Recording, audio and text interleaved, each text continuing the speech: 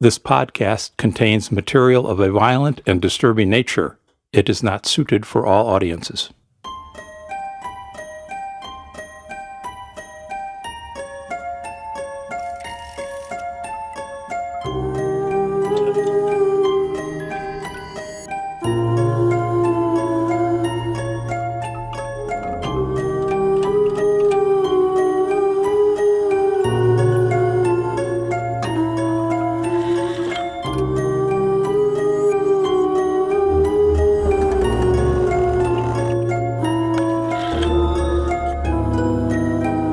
Welcome to episode 9 of Horror Tales, a podcast in which you can sit back and listen to a scary story.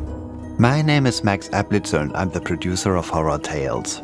First of all, a big thank you to those of you who shared the podcast and sent us kind reviews. We very much appreciate it. And a special shout out to Erin for her kind support.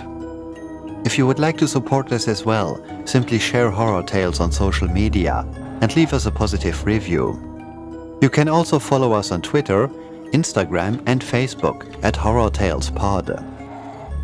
But now to today's story, which was written by Brian Evenson and first released in the collection New Fears 2. It is narrated by Joe Juvland. The sound design and music are as always produced by myself. It is called Leaking Out.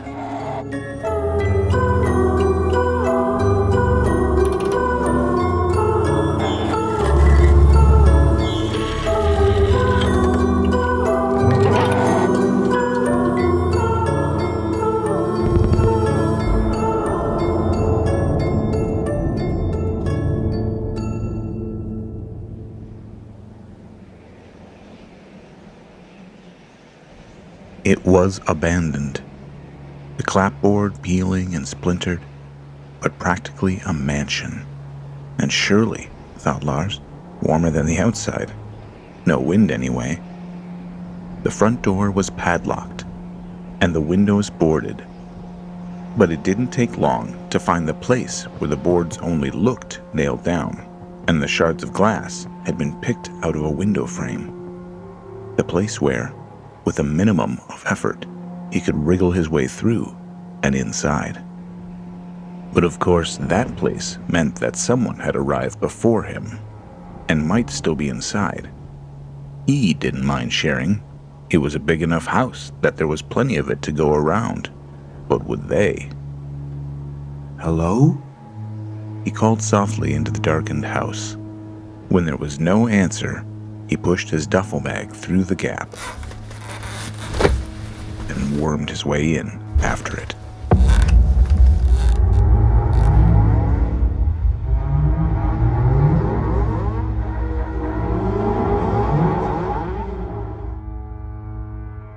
He waited for his eyes to adjust, but even after a few minutes had passed, all he saw were odd, thin gray stripes floating in the air around him.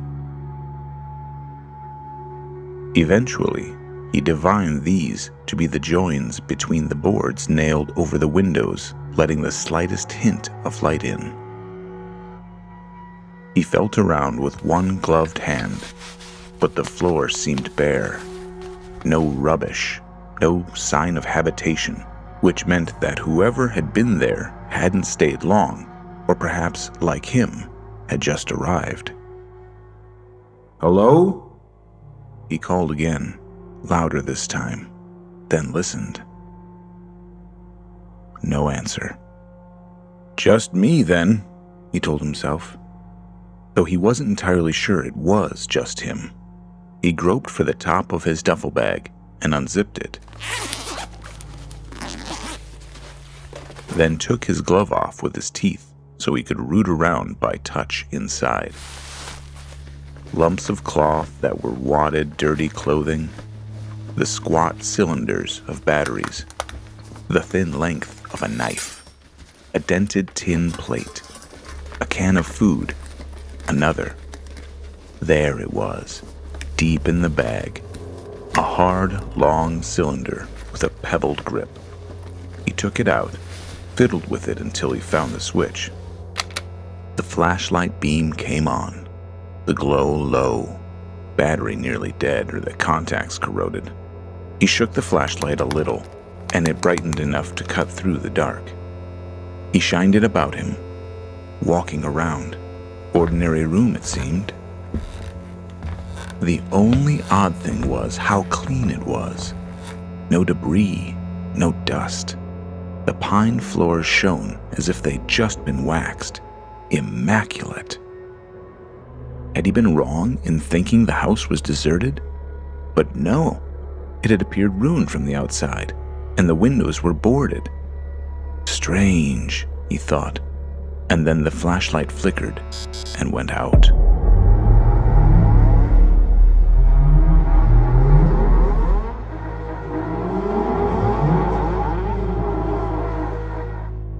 He shook it, slapped it with the heel of his hand, but it didn't come on again. He cursed himself for having left his duffel bag near the window. He returned slowly backward in what he hoped was the direction he had come from. But darkness was making the space change, becoming uncertain, vast. He kept backing up anyway. The counter of his heel struck something. Feeling behind him, he found a wall. Where was the window he had entered through? He couldn't find it. There was just solid wall. It's just a house, he told himself. No need to worry, just a house. But he'd never been able to bear the dark. He hadn't liked it when he was a boy, and he didn't like it now. He felt along the wall again. Still no window. He was hyperventilating, he realized. Take a breath, he told himself. Calm down. He passed out.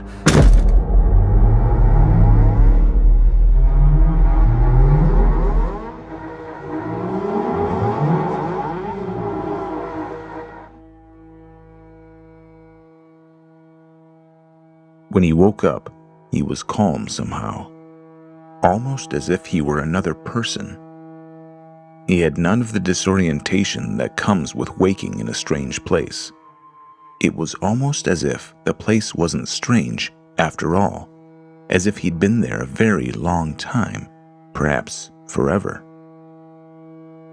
The stripes, he thought, and immediately he began to see them, the lines of gray that marked the windows. There were none near him. The wall he had been touching must have been an interior wall. He must have taken a wrong turn somewhere. How had he gotten so turned around? He stood and made his way to them. Halfway there, he stumbled over something and went down in a heap. His duffel bag, he thought at first, but when he groped around on the floor for it, he found nothing at all. What had he tripped on? He climbed to his feet. Once he'd touched the wall with the window in it, he swept his foot over the floor looking for his duffel bag, still not finding it. He tugged on the slats of wood over the window, but none were loose. Wrong window, he thought. Wrong wall. He did his best not to panic. Turning away from it, he peered into the darkness. He could just make out, at what seemed a great distance, another set of lines defining another set of windows. He made his way toward it.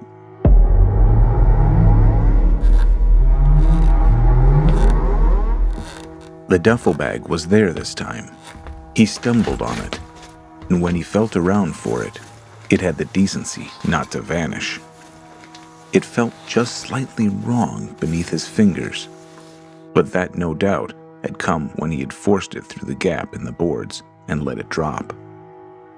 He shouldn't worry. It was his duffel bag. What else could it possibly be? Sitting cross-legged on the floor, he searched through it for the spare batteries, and in a moment had them.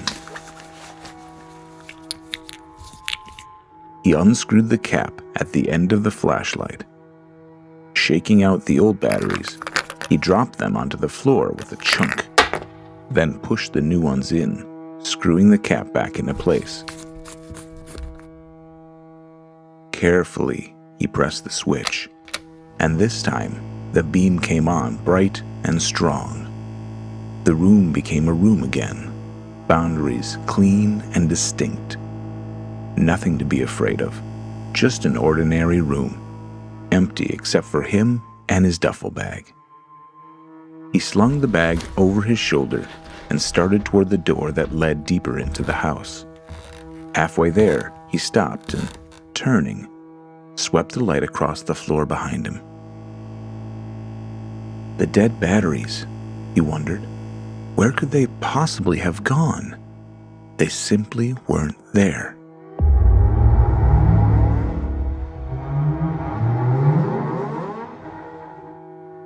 The adjoining room offered a stairway and then narrowed into a passageway that led to the remainder of the ground floor. Here, too, everything was immaculate, the floor and stairs dustless, as if they'd just been cleaned. He shined the light up the stairway, but didn't climb it, instead following the passage back. After openings leading to a dining room, a kitchen, and a storeroom, the passage terminated in a series of 3 doors, one directly before him, and one to either side. He tried the door to his right and found it locked. The one on the left was locked as well, but the door in front of him opened smoothly. He went through. A fireplace dominated the room, a large, ornate affair faced in porcelain tile. The grate and firebox were as clean as the rest of the house, spotless, as if a fire had never been made. There was a perfectly symmetrical stack of wood to one side, a box of kindling in front of it. On the other side was a poker in its stand, also seemingly unused. The porcelain of the tiles had been painted with what at first struck him as birds, but which, as he drew closer, he realized were not birds at all, but a series of gesticulating, disembodied hands. And there, on the wall above the mantel, what he took at first for a curious work of art, something seemingly scribbled directly on the plaster. Upon closer inspection, it proved to be a stain, the only blemish he had seen in the whole house. And then he came closer, and closer still, and recoiled. It was not just any stain, he realized, but the remnants of a great cloud of blood.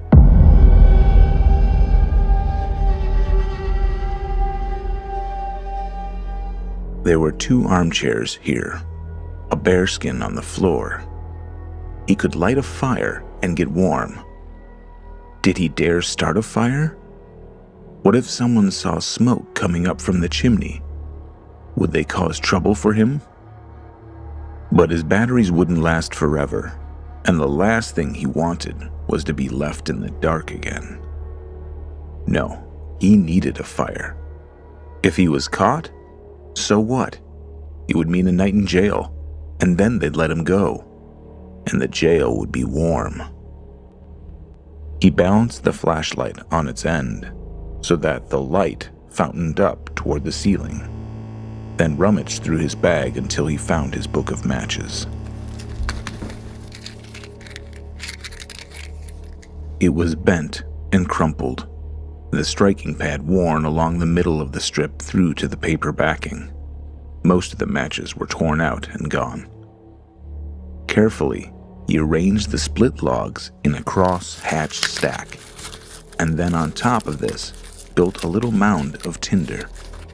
The mound looked, he realized, like a star, and once he'd noticed this, he found his fingers working to make it even more of one. The first match he struck fizzled out.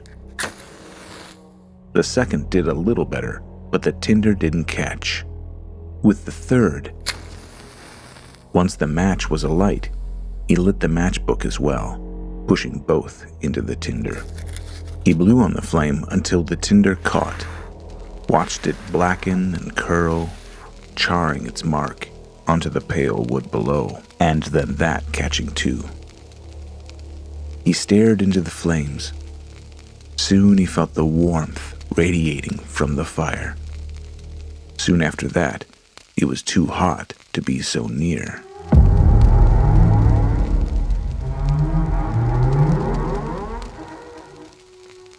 He made his way back to one of the armchairs, but before he could sit in it, realized there was something already there. A rubberized blanket, perhaps, strangely shaped and nearly see-through. An odd color, a dirty pink, pigskin maybe, cured in a way that gave it a translucency or stretched thin. It was soft to the touch and warm, no doubt from the fire. He grasped it in both hands and lifted it. Found it to be more a sheath than a blanket, something you could crawl into, as large as a man, roughly the shape of a man as well. He dropped it as if stung, took a few steps away from the chair. His first impulse was to flee, but with each step away from the sheath, he felt safer, more secure. Somebody's idea of a joke, he told himself. An odd costume. Nothing to worry about. He settled into the other chair, still shaken. He would rest for a few minutes, warm up, and then leave. A moment later, he was sound asleep.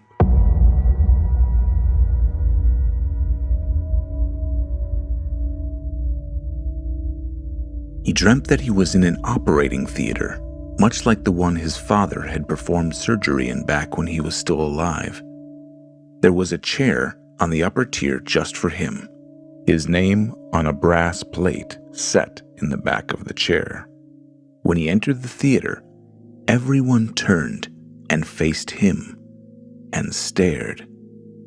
He was crowded, every chair taken but his own. And to reach his spot, he had to force his way down the aisle and to the center of the row, stepping with apologies over the legs of the others.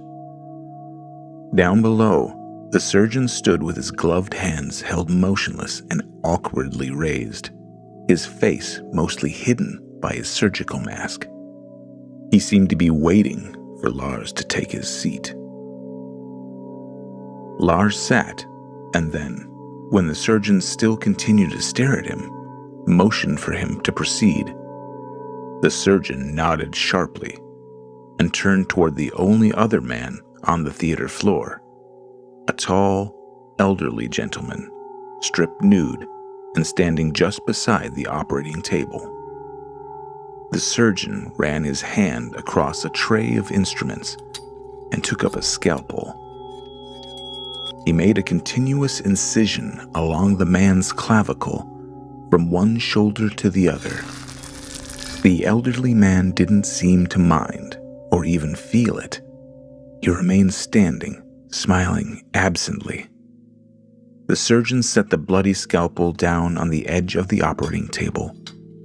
Carefully, he worked his gloved fingers into the incision he had created, and then, once he had a firm grip on the skin, began very slowly to pull it down, gradually stripping the man's flesh off his chest in a single slick sheet, from time to time looking back at Lars as if for approval.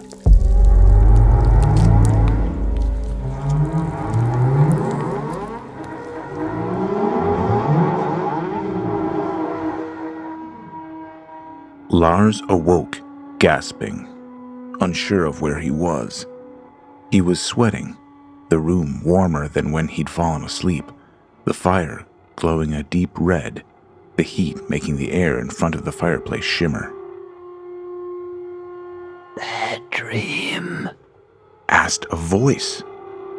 He turned, startled. There in the other armchair was a man. Something was wrong with this skin. It hung strangely on him, too loose in the fingers and elbows, too tight in other places. There was something wrong, too, with his face, as if the skin didn't quite align with the bones beneath. One eye was oddly stretched so that it was open too wide, the other bunched and all but shut. "Bad dream?" asked the malformed man again. "Yes, it is," said Lars. "Was, you mean?" said the malformed man. But Lars had not meant was, but is. "I'm dreaming," thought Lars. "I'm still asleep and dreaming." "What are you staring at?" asked the man. "Is it me?" He reached up and touched his face, and then began to tug on it, sliding the skin slightly over with a wet sucking sound.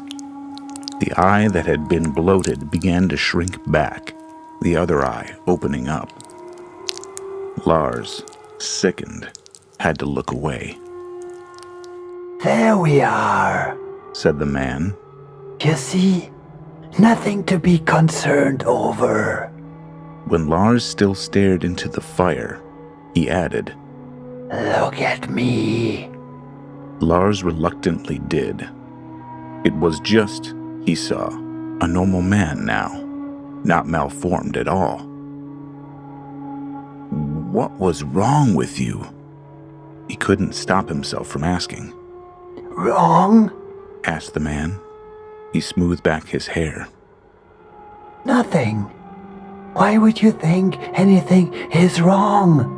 Lars opened his mouth, then closed it again. From the other chair, the man watched him. "I hadn't realized someone else was here," Lars finally managed. "I didn't mean to intrude. I'll go." "Nonsense," said the man. "It's a big house, a mansion of sorts. I don't mind sharing."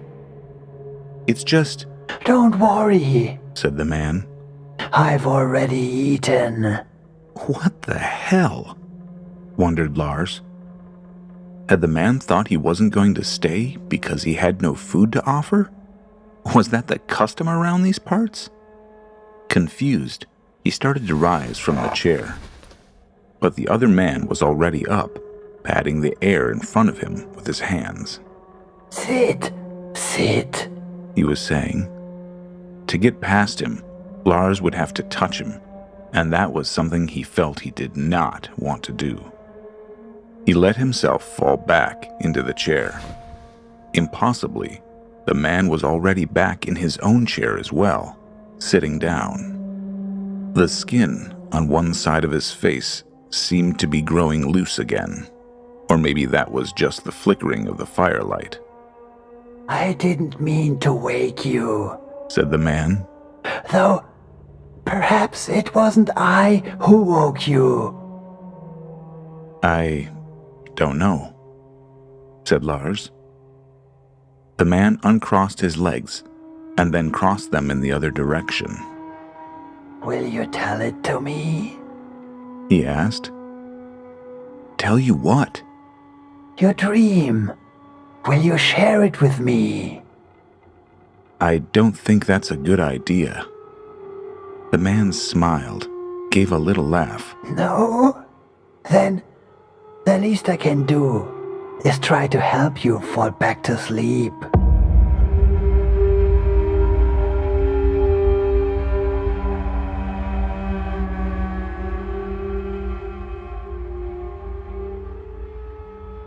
"There once was a man who was not a man," the man began. He was frowning, or perhaps it was just that his face was slipping. "He acted like a man, but he was not in fact a man, after all." "Then why, you might wonder, did he live with men or among them?" Why indeed? But this is not the kind of story, the kind meant to explain things. It just tells things as they are. And as you know, there is no explanation for how things are. At least, none that would make any difference and allow them to be something else. He acted like a man, and in many respects he was a man. But he was not a man as well. And sometimes he would forget this and allow himself to relax a little and leak out. What? Asked Lars, his voice rising. Leak out, Said the man. He had pulled his chair a little closer, or at least it seemed that way to Lars. But what? Said Lars. How? leak out. Said the man with finality. I already told you, this is not that kind of story. The kind that explains things. Be quiet and listen. He would relax a little and leak out. And sometimes it was hard for him to make his way back in again. Sometimes people would come along while he was this way. Humans. And he'd have to decide what to do with them. Or perhaps to them. Sometimes, if he couldn't get back into where he had been, he could at least get into one of them. The man suddenly reached out and touched his cheek. Lars felt warmth spreading through his face. Or maybe it was cold, but so cold it felt warm. He found he could not move. Sometimes, Said the man. once he got into one of them, he would stay for a while. But other times, he would just swallow them up and be done with them.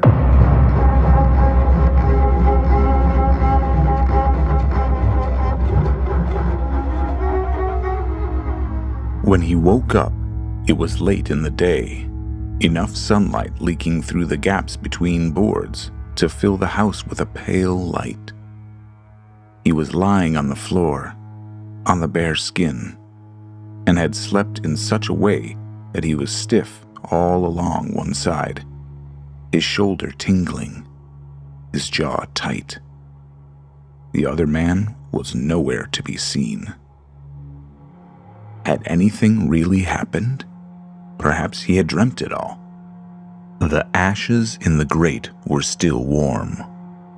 The room, which had seemed to him so immaculate in his flashlight beam the night before, clearly wasn't. The floor was dusty.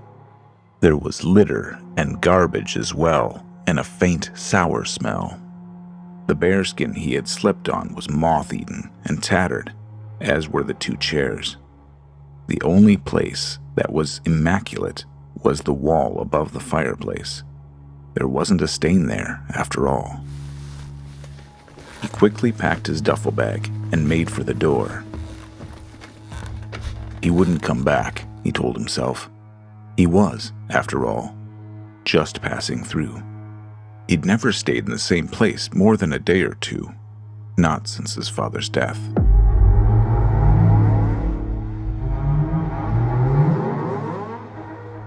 He searched the house, found nothing of value. The dead batteries still weren't anywhere. It was late afternoon by the time he walked the half-mile into town. The town was smaller than he'd hoped.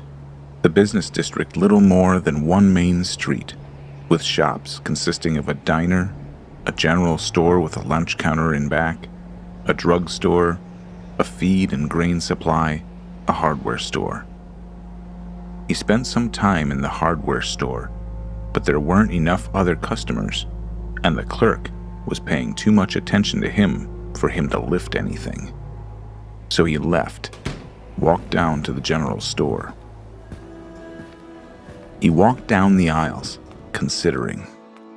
One clerk here, too, seemingly the identical twin of the fellow in the hardware store, but less attentive. In the candy aisle, he slipped a pair of energy bars into his coat pocket as he bent down to pretend to examine something on the bottom shelf. Batteries were on an end cap and a little trickier to pocket unobserved, but when he stood just right, he got his body between the display and the clerk and managed to slip a set down his pants. He wandered a little more, just to throw off the scent. By the time he was turning again toward the front of the store, prepared to leave without buying anything, it was beginning to grow dark outside, snow just beginning to fall. The clerk seemed to have doubled, having been joined by his brother or cousin or whatever the fuck he was from the hardware store next door. Unless there was a third one floating around. They were whispering back and forth, watching him. He considered briefly putting everything back, but he needed the food. It had been well over a day since he had had anything to eat, and he needed the batteries too, particularly if he was going to spend the night outdoors. He needed to be certain his flashlight wouldn't go out. Matches too, he thought. Otherwise, no fire. He found a box of them, slipped them into his duffel bag. The clerk from the hardware store was heading toward him, his lips in a tight line. The other clerk, the one who actually worked there, had moved to block the front door. Lars headed quickly up the aisle and toward the back of the store.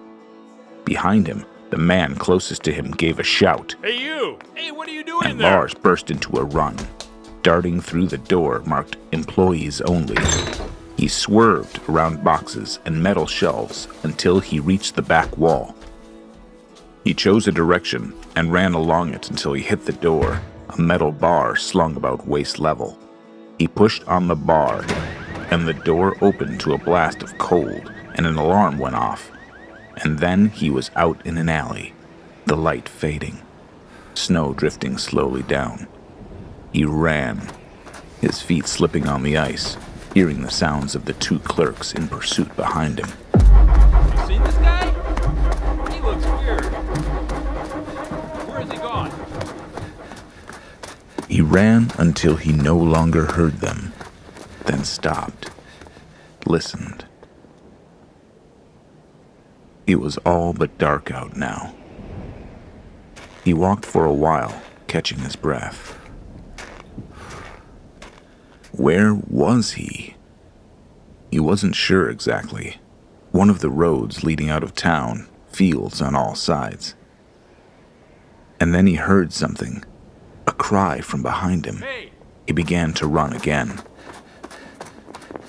And then, in the darkness, he heard voices even closer, Where has he gone? as if he had not run away from the two men, but toward them. How come he didn't buy anything? He cut quickly off the road and into the field beside it. Only it wasn't a field, but a house and its grounds. Almost a mansion from what he could see of it, he found himself idly thinking. And then he realized exactly what house it was. But he hadn't been anywhere near it. How could that house be here? The voices drew He closer. didn't buy anything. What a weirdo. If I get my hands on him... Would they see him if he just stood still in the house's yard? Have you seen this guy before? When It I was get already him, dark, he's going but to was it regret dark enough? He didn't pay. Would they see his face shining like a buoy in the darkness? It's just a house, he tried to tell himself. Just an ordinary house. Nothing to worry about. Before the voices came any closer, he forced himself to walk toward it, find the loose boards over the window, and squirm in.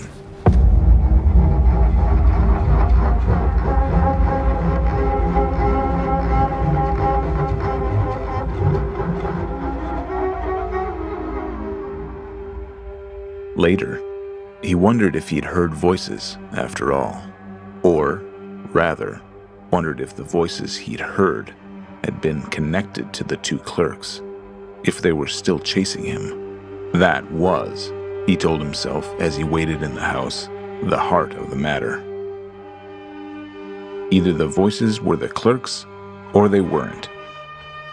But if they weren't, what were they? "I'll just wait a little," he told himself once inside, "just until I'm sure they're gone."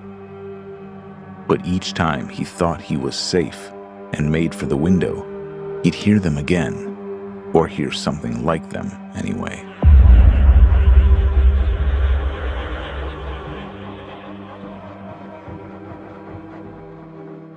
How much time passed?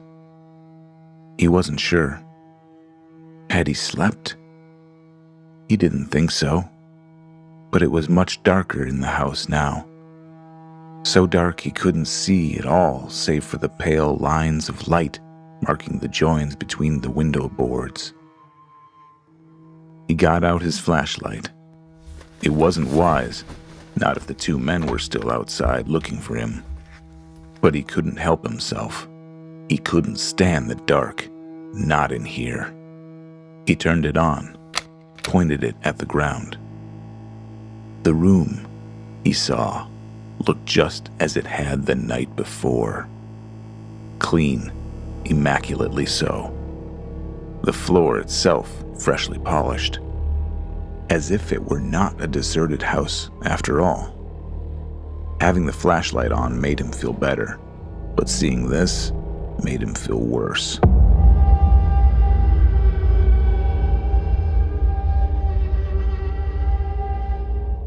He listened. The voices came and went for a while, and then dissolved into wind. A lonely sound with nothing human to it at all. He pulled on the boards to look out and see if they were still there, or tried to anyway. The boards wouldn't give. It was as if they'd been nailed back in place since he had entered. He pulled at them, hammered on them with his flashlight. Disoriented, he looked around, tried the boards on the other windows, but they were all tightly nailed in place. He went to the front door, unlocked it, rattled the handle, but something held the door shut from the other side. He hit it with his shoulder, then stopped. It had been padlocked, he remembered. Of course it wouldn't open. All he needed was something to pry the boards away from the window. It didn't matter how they'd gotten stuck. It was not worth thinking about. All that mattered was to get them off and get out. But there was nothing in the room. The room was empty. He knew that already. He hit one of the boards with the butt of his flashlight, but when its beam began to flicker, he stopped. He couldn't bear to be without a light. Not here. He needed to find something he could pry with. He would have to find something else.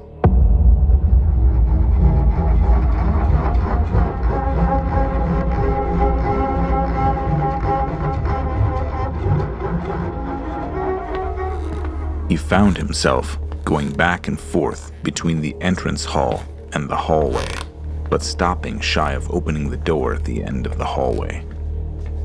He looked in the kitchen, found nothing but empty cabinets. The dining room was empty too. He tried the doors to either side at the end of the passage, found them both still locked. He kept searching the same empty rooms and finding nothing. "I won't go," he was telling himself. "Not in there." But in the end, he did go. He could see the poker in his mind, leaning in its stand just beside the fireplace. He would, he told himself, rush in, take the poker, leave. He would look at nothing, no one. He would think about nothing, no one. He would just come and go. He wouldn't stay. But when he finally opened the door, a fire was already lit, roaring in the fireplace. He couldn't help but see that. and he couldn't help but see that the spray of blood was there again, on the wall above the mantel, looking even larger than before. Just as he couldn't help but see the creature in the chair, struggling into, or perhaps out of its skin. The skin was still on the bottom half of its body, but not the top half. It looked at him, and perhaps smiled. Moved its face anyway, in a way that frightened him. Back for more? It said. I was just leaving, said Lars. The creature ignored him. You wanted another story. It said. Is that what you came for? And it reached out toward his face. It didn't touch him, but his face still felt warm. He could not, he suddenly found, move. It reached down and wormed further into the sheath. What had not been a hand became a hand. It flexed its fingers experimentally, settling the skin deeper around them. No story, It said. I haven't eaten. Lars felt the flashlight slip from his fingers. It struck the floor with a chunk, then began to roll away. The sound abruptly cut off, as if, suddenly, it was no longer there. Well, It said. what am I to do with you? The fire roared, and then suddenly fell silent. The rest of the room, too. In the silence, the creature came closer. First it touched Lars with its hand, then with the thing that was not a hand. And finally, it wrapped what remained of the loose, empty skin around him and drew him in.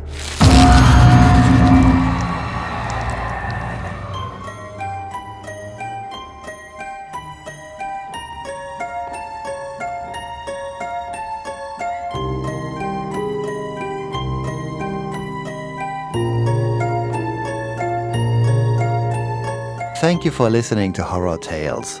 My name is Max Ablitzer and I'm a music composer and sound designer. If you need original music for your own project, please head over to www.horrortalespodcast.com and get in touch. This is horrortalespodcast.com. A special thank you to Brian Evenson for contributing the story, Leaking Out.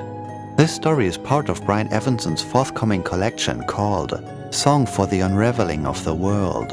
And you can learn more about Brian and his work on his website at www.brianevenson.com. That is Brian, Evenson.com. And also a huge thank you to Joe Juvland for narrating the story. You can visit Joe on his website at www.joejuvland.com. That is Joe, G-U-V, land.com. And another big thank you to Dave Nyland for his performance of the voices from the store. I hope you enjoyed listening, and let's meet again on the next episode of Horror Tales.